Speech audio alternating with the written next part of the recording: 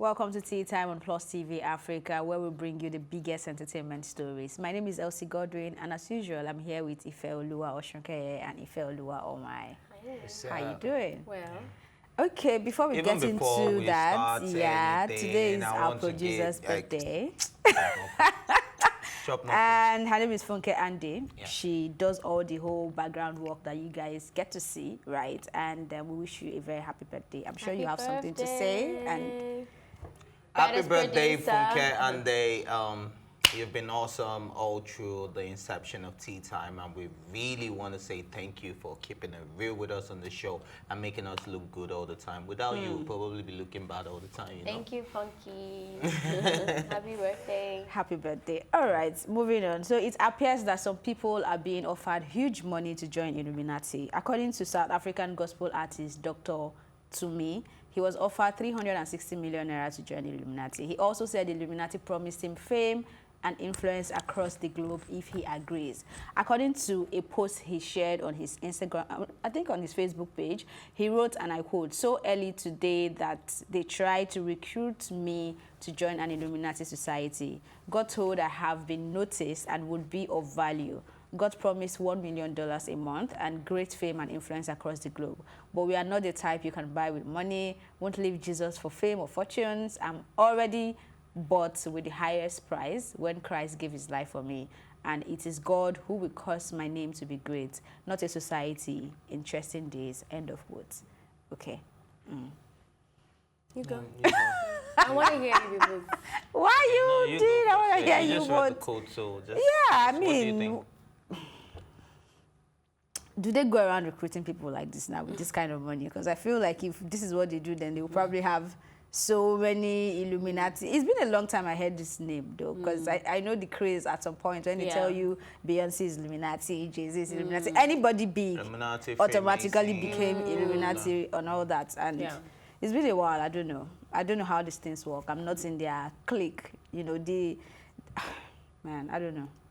In as much as we all know that there are secret societies, even in Nigeria, you have the likes of Ogboni, you have the likes of all of that, and they tell you that when you're a member of this occultic groups, you get money, you get fame, you get this, you get that. But I don't think there's been any substantial evidence so far of anyone coming out to say that, yeah, I'm a proud member of the Illuminati and this is what, and because if it's actually in existence, yeah, for me, I think they would have, it's an occultic group, so it's supposed to be a secret society. So they're not supposed to, but I think one way or another, somebody would have slipped up. But everybody just reads meaning to different things, because I can remember very well, Pastor Adibuye of the Redeemed Christian Church of God, they said Covenant University. Sorry, no shaking the table to anybody that went to Covenant University.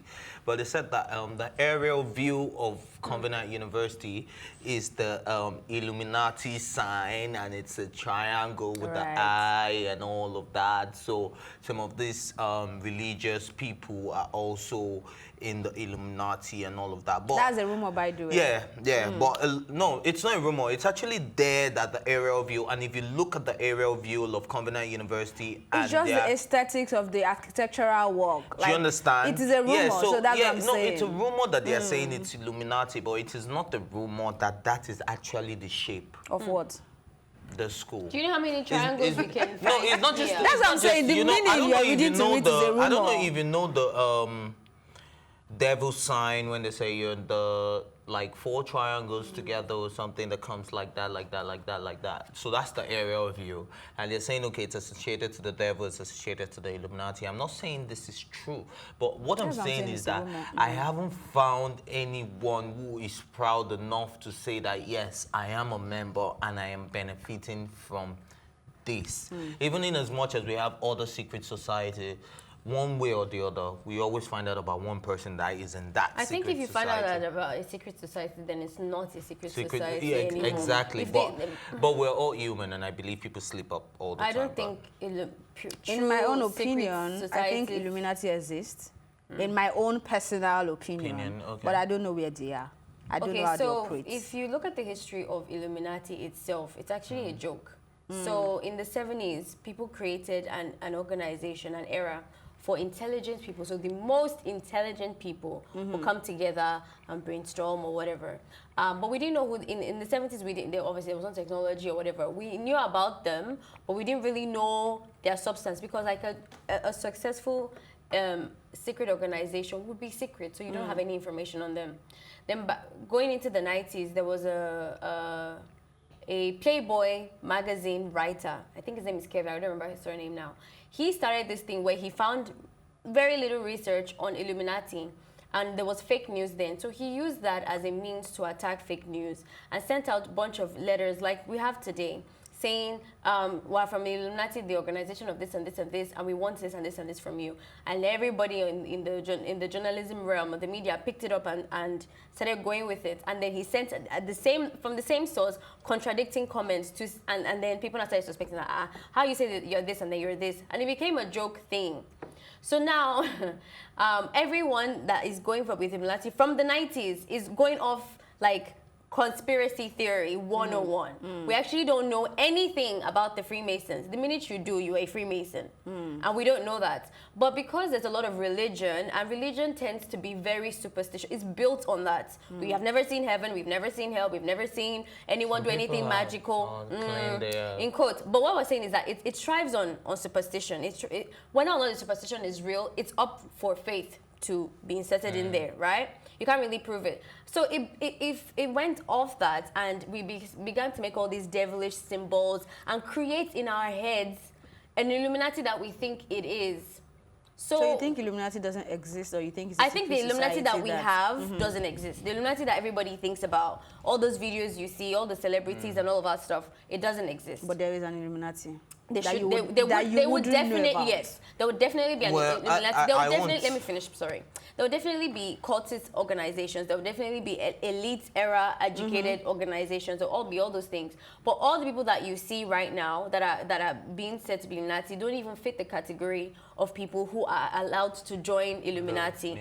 So, like you mentioned earlier, you made a valid point of success. Success in the world today is admired and is wanted by everyone. So because somebody looks like they're getting it easy, you think that there is another ulterior motive to it. We do that here when we say, you use blood money or use rituals. This is just the Americanized version of that. Instead of saying blood money and juju and babalawo, you call it Illuminati. You want to say something? I think she's covered most of it, because basically I was just going to say that as long as we don't have any evidence and as long as we don't have any information, I don't believe in it. It's all like a superstition. It's somebody telling me that when it's raining and it's sunny, then a lion is giving birth. Do you even know that you can go online now and join the Illuminati group, and they will promise you fame, and there's so many websites for Illuminati. I think those ones are some form of sham anyway. Of course. This email he got, how are you sure it's not one of those funny emails? So I think we just diverted from this guy in particular. Do you think this email was serious? 360 million naira is a lot of money per month. Do you know what I'm going to do with that? Did they say per month? Yes. Yeah, monthly. They'll be giving him 360 million. At the end of the day, they just want to extort him. The way it's even built, it's not about the money. No Illuminati group pays anyone money. Do you understand? It's like they help each other. Like, it's well-connected people. And then you network. I give you business. Exactly. You bring your proposal. We'll stand behind you. We support you. No, this is a joke. Saying you want to be paying me monthly, is it a job? Then I'll probably apply to join the Illuminati. And then he felt, oh, let me share this. Anyway, let's move on to the next story. Is there a place to apply? You were saying about websites. You can Google it, but save your soul while you're Googling it. DA calls out Cuba Gooding Jr. for shaming his alleged victim. He says the Oscar winner and his legal team are jumping the gun. The DA called Cuba's team out on victim shaming, saying her mental history is irrelevant to whether the actor touched her breast that night in the NYC bar. The prosecutor added that if the judge were to dismiss Gooding's case, it would send a horrible message to the public that the tactic of exposing an accuser's past works. End of whatever they said. And I read this story yesterday. We were supposed to discuss it yesterday, but we didn't have the time. I feel like the prosecutor is being too emotional about this. This has gotten to courts. And I would like to say this over and over again. Once it gets to courts, people will do whatever it takes to prove that they are innocent or to prove that your stance is not to be taken seriously. Now he's saying, oh, the video cannot stand, her mental health history cannot stand. If this person has a history of saying things that did not happen, why are you saying it cannot stand? Because I know we talked about this on one of our episodes when the blog posts were quoted and Ife was saying, we have not seen exactly where it was quoted. But I'm saying, oh, for them to even take it to court, then they have an evidence of where they picked it up from, right? So I don't understand. I understand if he's saying, oh, we need to be more sensitive to this person, but trying to tell the lawyer how to play the game and to kind of put opinions in the mind of the judge, which of course I know he cannot do, is somewhat unsettling for me. That's how I feel about it. Yeah, I find this very contradictory as well, because in the court of law you deal with, okay, if this person has a criminal history, yeah, you only see more chances that you will get convicted for whatever crime you're being charged with, right? But in this case, if you're telling me that a person's mental history, a person who has a blog site who has said that she feels the need for searching for attention, she's mentally unstable. Her brain is a fat mess. Do you understand? She called her brain a fat mess, you know. This is not like somebody saying this about the alleged victim. Now, this is coming straight from the victim. So I don't understand why this shouldn't be brought into consideration in the case, in the court of law. So the prosecutor, like you said, is just they're just getting in their feelings, and they're just feeling like, oh, you're trying to shame this person. I feel like this happens whenever it's a high-profile person. They just get in their feelings and feel like, oh, this person must go down for this. I'm like, what is the problem? And it's even a different case if you're not coming out to say that, okay, this person had this history, but this person has gotten help. This person is now better, so you can't use that against the person. But you're not coming to tell us that, okay, after this person said all of this, I got help, I'm now good, I was in a rehabilitation center for 2 years, and then you have medical records to show that, okay, this person is in a better place right now. Until we see all of that, I think this is substantial as far as the case is concerned. I would have to bring out the racist card on this one, not just because it's a high profile, but I think it's also because it's a black man. There was a case a few months ago, or maybe last year, of a man that was caught raping a girl. This is a white man raping a white girl, caught red-handed raping this person, and they released him. He's not in prison. He never served, and it was just because they said he was mentally unstable.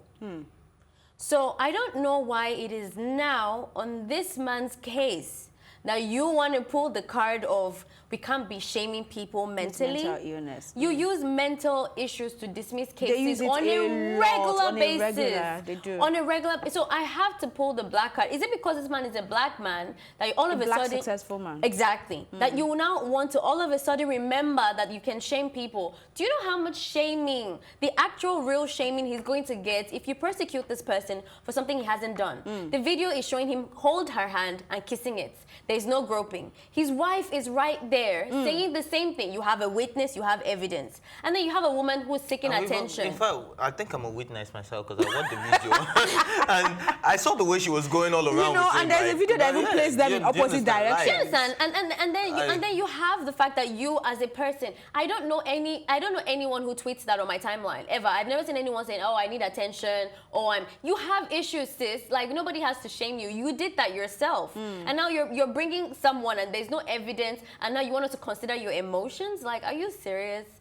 This whole thing just sounds like racism. And because it's America, I don't even think that my anger will go anywhere, and he will still probably get injustice and get behind bars if he's I hope not. Because that's the reality of things, but I really hope not. When somebody starts to sound like this, you can see they're not necessarily playing the fair game anymore, and that you don't want to see justice. But let's wait for the judge to those is or are ruling, and then maybe we will conclude. But like you said, the racism card also plays a big part in the story, because I don't think if it was somebody else, like you just gave us an example of the white man and he's walking free. There are a lot of people there are a lot of psychopaths, there are a lot of killers. Do you understand? And serial killers. Yeah, they've been let go. No, it's not even like some of them are not even let go, but they're in the psychiatric facility. And they'll spend 1 year on good behavior, you're out. Do you understand? And you're out. So it's crazy. It's time for a quick break, but when we return, it will be time for some word of advice from an elder statesman. We'll be right back.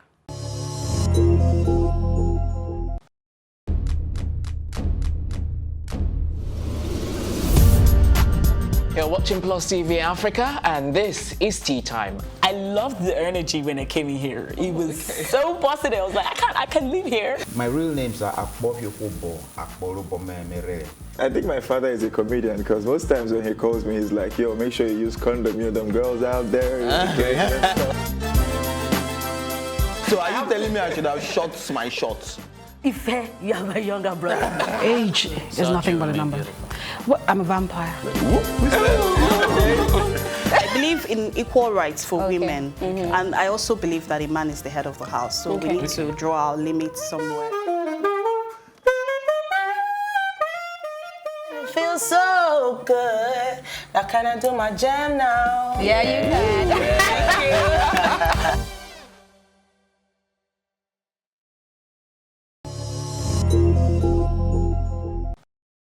Welcome back. Professor Wole Soyinka has advised Nigerian youths to stop writing rubbish on the internet. He said Nigerian youths are full of spunk outside, but when they are inside Nigeria, they are full of gas. We are building a generation of illiterates. They are the first to comment on the internet on issues they are ignorant about. He added that the Nigerian youth schooling outside the country reminded him of what it was like to be a student in racist England in the 50s. He always wanted to have a Jamaican with him when you were in a fight or when he was in a fight because Jamaicans never understood the term surrender. He went on to say, and I quote, "They are waiting for Wole Soyinka to lead a march to Aso Rock." Ife came to my mind when I was reading this one. He said, "It is about time to get off your feet and stop writing rubbish on the internet about things you do not understand. I do not know how to describe the new generation beyond a generation of internet trolls." End of quote. So I don't even think we should speak on this because I think he has said it all. Because everything he has said, I totally agree with it. Because when you say we're building a generation of illiterates, only a few of us do have the reading culture. A lot of people just rather go on the internet, see what's going on there, and then you don't do your further research, you don't do all of that. People don't invest in books anymore. I grew up to knowing my dad having a library in the house. Do you understand? He's constantly reading, he's constantly developing himself. But how many people in our generation can you say that when you go to their houses and you visit them, you find them either reading a book or even with a newspaper? When last did you even see somebody in our generation? no, we don't need newspapers anymore, really. But let's stick to the book part. Yeah, no, You can even have soft copy books. You can have Yeah. a library in your Kindle. Yeah. No, come on, man. We're just talking about all of that because we think it's been made easy, but you can't find everything online. There's some things that you still have to go back and actually do properly. You think we can?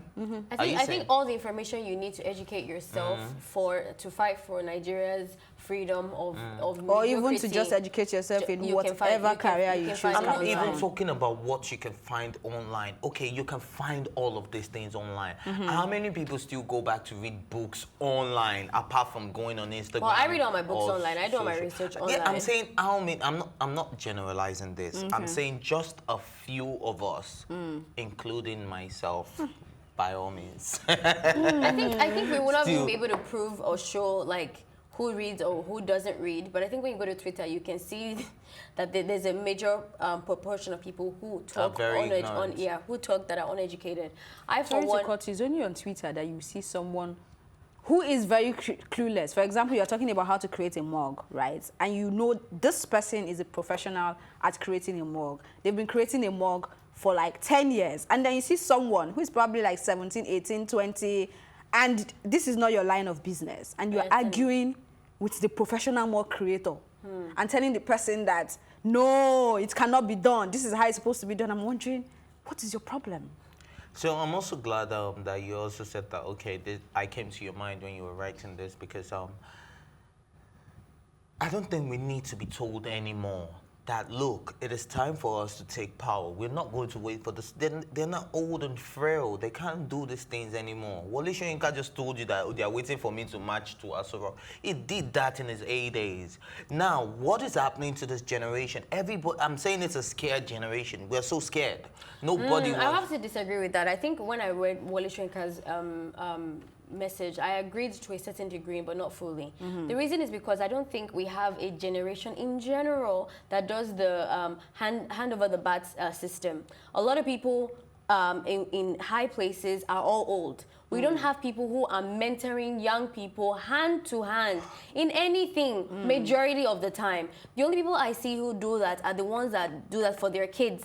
So you're a pastor, you have your kid as your side person working with you and showing you the ropes on how to do things. Until you die, he's not taking over. Exactly, and until you die, he's not taking over. So why do we have the four walls of a school where you have people that go to study political Studying political science and being in the industry is not the same. It's not an argument. I'm just trying to explain something like, if you actually studied political science and you have the technical know-how, then why can't you implement your technical know-how? Because studying in the house, because you're saying that there are people that are in control of all those things, they're not handling it down. Then take it. If you how can you take something you don't know how to function? I did journalism and media and communication studies. You can't function? I did journalism and media communication studies for 4 years, plus foundation 5 years. I cannot tell you that, I can tell you that has nothing to do with the amount of learning I did in like small 3 months internship thingies. They can teach you online how to handle a camera. It's not the same as being behind the camera. Everybody, it's unarguable, Ife, that theory and practice is not the same. Decide to use your knowledge. If you have the knowledge and you feel I cannot implement it, is not the same. Theory and practice is not the same. I understand where Ifeoma is coming from. I understand where you're coming from. But if we want to do what you're saying, it means that we are going to almost toe the lane of violence. And are we ready for that? Because that's why I call it a scared generation. Oh, you want the violence? It's not about the violence. It's about precedence. It's about what has happened in the past. All the great countries you know, name one of them that ever. Are you ready to die for Nigeria? Am I ready to die for That's Nigeria? That's the question, yes or no? Don't give me if. I'm going to say yes or if no. The cause is right. Is Nigeria not a right cause? If the cause is right, if you're telling me if I get caught up in a stray bullet fighting about the NSAS movement, I will die a proud man. And I just died for my... I'm not just talking. I am telling you something that I am completely passionate about. I don't know about your passion, but I'm talking about my passion. That's what he's saying. You have passion, but there's no actual work. Picking up from what you said, you have people, if you go to any government parastatal right now, all you see are old people. Thank you. They are not retiring. Even when they've gotten to the age of retirement, they decide to go into another thing that will now give them the opportunity to be appointed as an appointed officer. It's not. That's the problem. It is a problem. Okay, so we're supposed because, to like you said, people are in the four walls. No, in fact, you're not arguing with the right. People are in the four walls of the school. I'm with you, but I think you guys are just. Let me ask you a question. This is exactly our problem. We submit to defeat so easily. You are fighting blindly. You're not being practical. That's the problem. I'm not being practical because I haven't started the movements that will do this. Do you think that there is a problem with the fact that Nigerian older people don't teach practically on a day-to-day basis how to run the system? Do you think there's a problem with that? There's a lot of problems. That's what I'm saying, Ife. So there's no argument. You're not listening.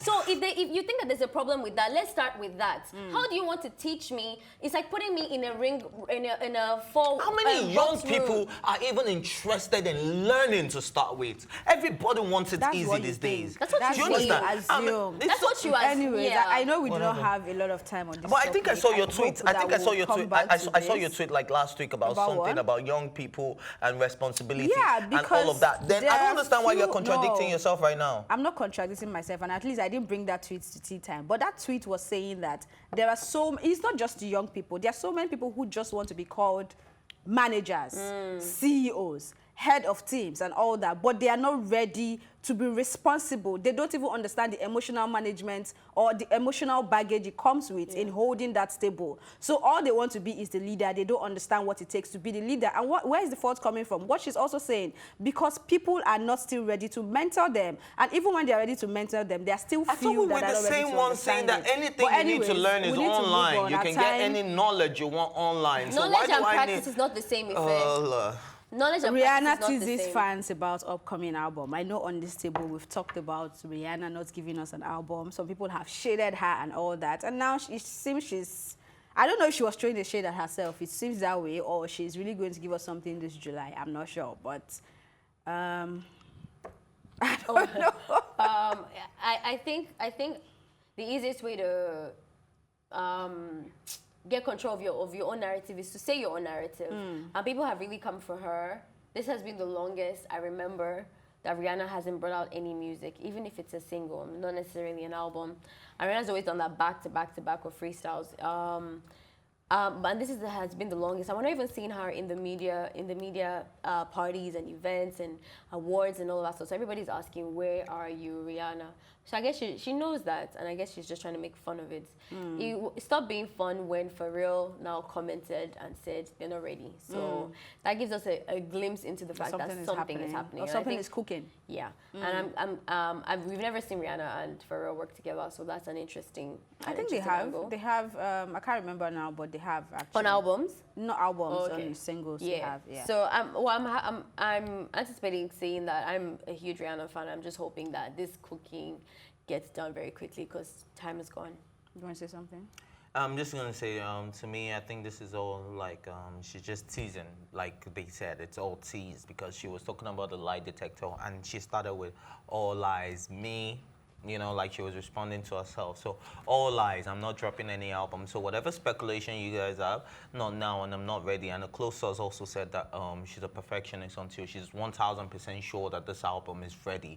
Then she's not going to put it out there. She even has pressure from a record label to put out album. So apart from the fans, I'm sure that the label who has invested in you for so many years, they're also expecting there's a contract that, okay, maybe if we're signing you for about 5 years, then you should give us at least 4 or 5 albums. And if she hasn't met up to that, then she still owes the label. So I'm sure there's a lot of pressure coming from the label as well. So I think we should just give it time, man. Great things take time. All right, great things take time, and that's how we end this episode on Tea Time.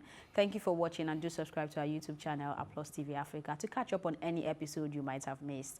My name is Elsie Godwin, saying thank you for watching, and also my thanks will go to my co-anchors, Ife Oluwa Omai and Ife Oshonkeye, and the entire production team. Happy birthday once again to Funke and our producer. And the cameraman. Thank you for watching. See you later.